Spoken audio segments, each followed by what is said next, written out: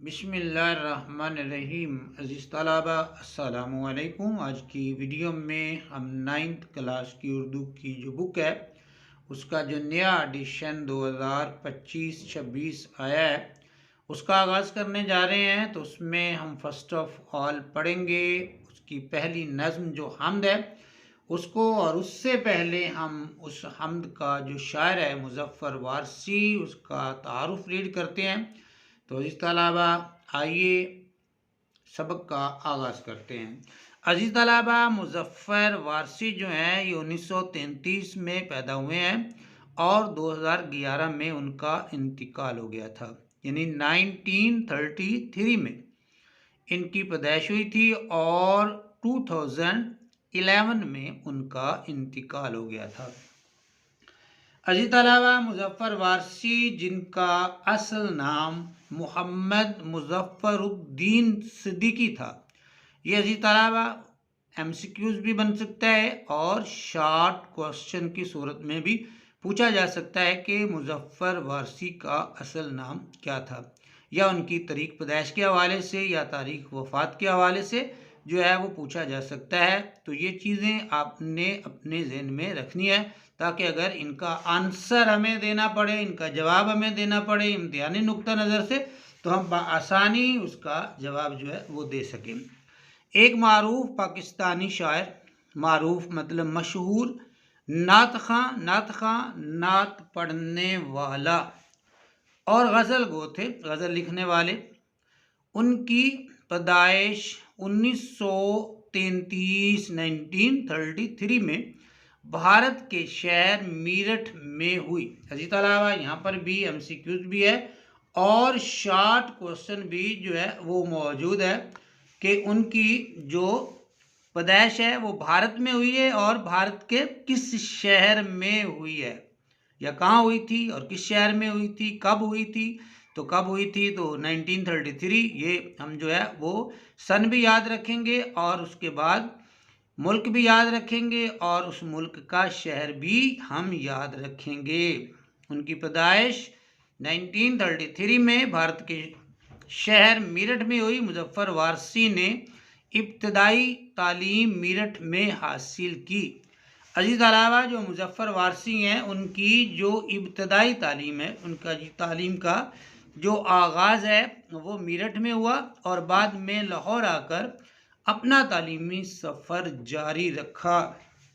انہوں نے جب وہ لاہور آتے ہیں تو لاہور میں آ کر بھی اپنا تعلیمی سفر جو ہے وہ جاری رکھتے ہیں، ان کی تعلیم کا سلسلہ جو ہے وہ جاری رہتا ہے۔ ان کا تعلق ایک علمی ادبی گھرانے سے تھا جس نے ان کے ادبی ذوق کو، ادبی جو ان کا شوق تھا اس کو پروان چڑھانے میں، پروان مطلب بڑھانے میں نمایاں کردار ادا کیا، بہت اہم کردار جو ہے اس نے ادا کیا۔ یعنی کہ ان کا جو گھرانہ تھا وہ ادبی گھرانہ تھا اور پھر ادبی گھرانہ ہونے کی وجہ سے ان کا جو ادبی ذوق ہے وہ بہت زیادہ بڑھا، پروان چڑھا۔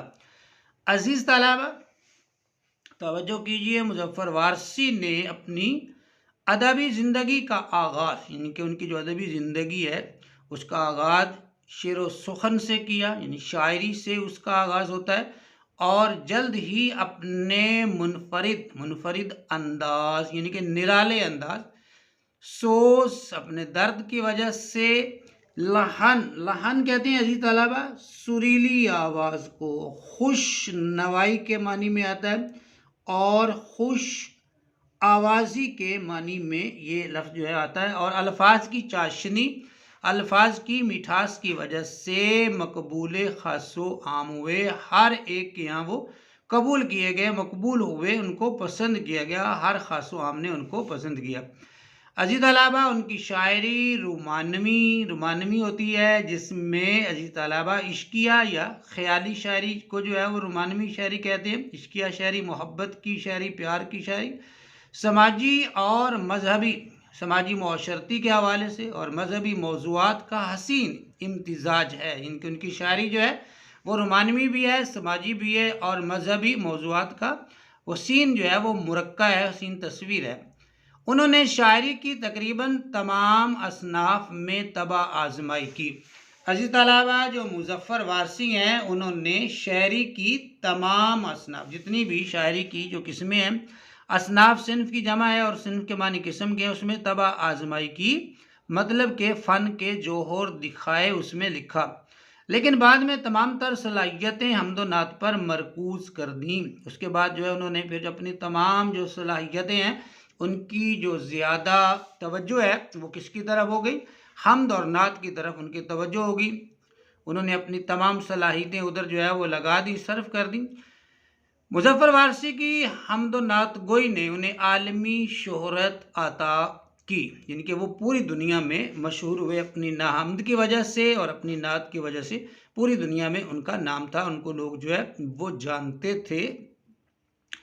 عزیز طلبہ، مظفر وارثی کی کتابوں میں باب حرم، یہ بھی عزیز طلبہ جو ہے وہ ایم سی کیوز یا شارٹ کوسچن کی صورت میں پوچھ سکتا ہے کہ یہ کتاب کس شاعر کی ہے، یا مظفر وارثی کی چند کتابوں کے 2 کتابوں کے نام تحریر کریں تو یہ ان کی کتابوں کے نام بھی ہمیں جو ہے وہ یاد رکھنے ہیں۔ عزیز طلبہ، مظفر وارثی کی کتابوں میں باب حرم، لہجہ، نور ازل، الحمد، کعبہ عشق، لا شریک، دل سے در نبی تک اور میرے اچھے رسول کے علاوہ برف کی نو، حصار، کمند اور لہو کی ہریالی شامل ہیں۔ ان کا تمام تر کلام، ان کا جو سارا کلام ہے وہ کلیات مظفر وارثی کی شکل میں شائع ہو چکا ہے، وہ کلیات مظفر وارثی کی صورت میں چھپ چکا ہے۔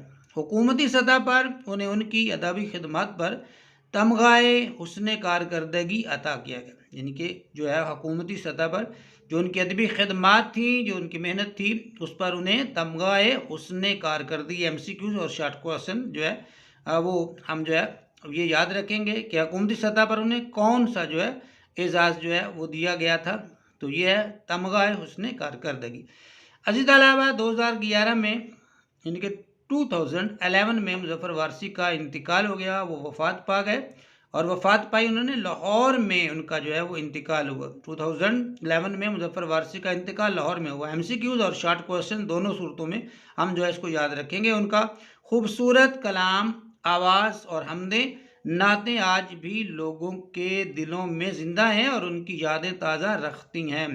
عزیز طلبہ، یہ تھا ہمارا آج کا سبق، مظفر وارثی کا تعارف۔ ہم نے نئی کتاب جو ہے 9th کلاس کی وہ شروع کی ہے۔